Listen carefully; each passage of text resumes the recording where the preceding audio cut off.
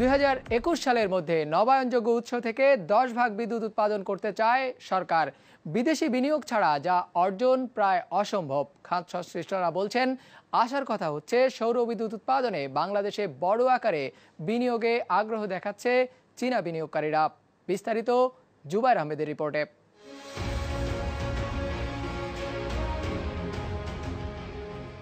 Solar home system ও পানি বিদ্যুৎ থেকে দেশে এখন 1.5 থেকে 2 ভাগ বা 430 মেগাওয়াট বিদ্যুৎ উৎপাদিত হয়।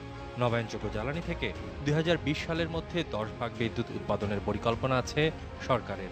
এজন্য কাজ হচ্ছে। এরই মধ্যে ফেনীর সোনাগাজীতে একটি 100 মেগাওয়াট ক্ষমতার সৌর ও বায়ু বিদ্যুৎ কেন্দ্র করার পরিকল্পনা নিয়েছে পিডিবি। বেসরকারি উদ্যোক্তারাও এই খাতে বিনিয়োগ করতে আগ্রহ দেখাচ্ছেন। Others cost is too much. So I find also lots of foreigner investment, they don't understand Bangladesh situation. So sometimes maybe they have mistake negotiating with PDB also. So that is problem. So now is also a lots of Chinese investors come to Bangladesh. They come to my office and know some Bangladesh situation. In China also have this experience. So day by day, step by step, we will introduce some Chinese investor come. গ্রামে যেখানে গ্রিডের বিদ্যুৎ পৌঁছায়নি তেমন প্রায় 45 লাখ বাড়িতে সৌর বিদ্যুৎ পৌঁছেছে। 2018 সালের মধ্যে সংখ্যাটি বেড়ে হবে 1 কোটি। সঙ্গে প্রতিটি 1 মেগাওয়াট ক্ষমতার 8টি মিনি গ্রিড করে তা থেকে বিদ্যুৎ দেওয়া হবে বাড়িতে বাড়িতে। এখন পর্যন্ত মোট 3 মেগাওয়াট ক্ষমতার 350টি সৌর বিদ্যুৎ চালিত সেচ পাম্প চালু হয়েছে, যে সংখ্যা 2018 সালে দাঁড়াবে 1500টিতে।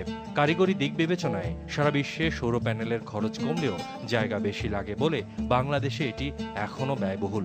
এই চ্যালেঞ্জ মোকাবেলায় সরকারও খুঁজছে নতুন উপায়। আমাদের মাননীয় প্রধানমন্ত্রী সেদিনই একটা অ্যাপ্রুভ করেছেন 100 মেগাওয়াট। সেটা সোলার পার্ক করতে এইগুলো বড় মেগাওয়াট, বড় স্কেলে বলা হয়। এবং সেটা আমাদের উত্তরবঙ্গে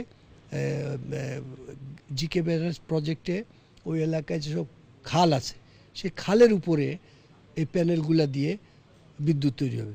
তো আমাদের সনাতনী যে সোলার পার্ক বলতে যেটা বোঝায়, ধরেন ভারতে মরুভূমি আছে, বড় বড় সোলার পার্ক আছে, বা আফ্রিকার মরুভূমিতে বড় বড় সোলার পার্ক আছে, বা মিডল ইস্টে আছে, সেই ধরনের সোলার পার্ক, বা চায়নাও আছে, সেই ধরনের সোলার পার্ক আমরা করতে পারবো না, সেরকম জমি আমাদের নেই। তবে একটা যদি বড় আকারে করা হয়, এবং যেটা চেষ্টা করা হচ্ছে যে তার নিচের যে জমিটা থাকবে সেটাকে যদি আমরা আবাদি রাখতে পারি তাহলে হয়তো এটা সম্ভব হতে পারে, এবং আমরা এটা পরীক্ষামূলকভাবে করেছিও। নবায়নযোগ্য জ্বালানিকে আরো সহজলভ্য ও কার্যকর করতে সারা বিশ্বের মতো গবেষণায়ও এখন অর্থ ঢালছে বাংলাদেশ। জুবাইর আহমেদ, বিজনেস রিপোর্ট, মাছরাঙা টেলিভিশন। আগামী 2020 সালের মধ্যে নবায়নযোগ্য বিদ্যুৎ 10 ভাগে উন্নীত করতে সোলার পার্ক তৈরির জন্য জমি স্বল্পতা সবচেয়ে বড় সমস্যা বলে জানিয়েছেন প্রধানমন্ত্রী জ্বালানি উপদেষ্টা ডক্টর তৌফিক-ই ইলাহি চৌধুরী। সকালে ঢাকা বিশ্ববিদ্যালয়ের সিনেট হলে বাংলাদেশের সোলার পার্কের রোডম্যাপ নিয়ে সেমিনার শেষে সাংবাদিকদের তিনি এই কথা বলেন। তবে সমস্যার সমাধানে সরকার উদ্যোগ নিচ্ছে বলেও জানান তিনি। নবায়নযোগ্য জ্বালানি বাড়াতে উদ্ভাবনের ধারণা দরকার বলেও মনে করেন উপদেষ্টা। ঢাকা বিশ্ববিদ্যালয়ের শক্তি ইনস্টিটিউট, গণপ্রজাতন্ত্রী চীনের সোলার ল্যান্ড ও হুয়াওয়ে যৌথভাবে এই সেমিনারের আয়োজন করে। সেমিনারে জানানো হয় সোলার পার্ক গঠনে হুয়াওয়ে প্রযুক্তিগত সহায়তা দিবে। অনুষ্ঠানে সভাপতিত্ব করেন ঢাকা বিশ্ববিদ্যালয়ের উপাচার্য আ.ম.স. আরিফিন সিদ্দিক।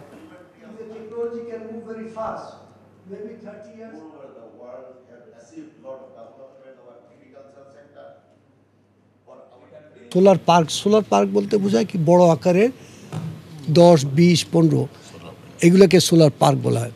তো সেটার জন্য একটা সমস্যা আমি যেটা বললাম যে আমাদের জমির অভাব আছে, সেটার আবার একটা সমাধানও হয়েছে। আমাদের মাননীয় প্রধানমন্ত্রী সেদিনই একটা অ্যাপ্রুভ করেছেন 100 মেগাওয়াট। সেটা সোলার পার্ক করতে এইগুলো বড় মেগাওয়াট, বড় স্কেলে বলা হয়।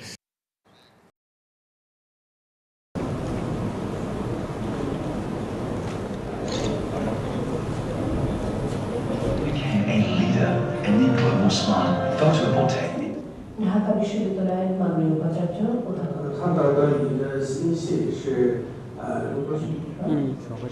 সবাইকে বলতাম We satisfy the quickly changing demand of industry মন্ত্রী এটা উপস্থাপন করবেন।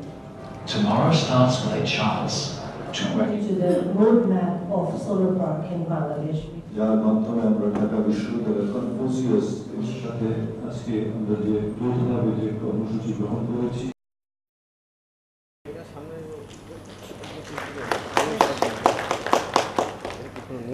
With perception of solar power and Vice Chancellor of arranging this seminar.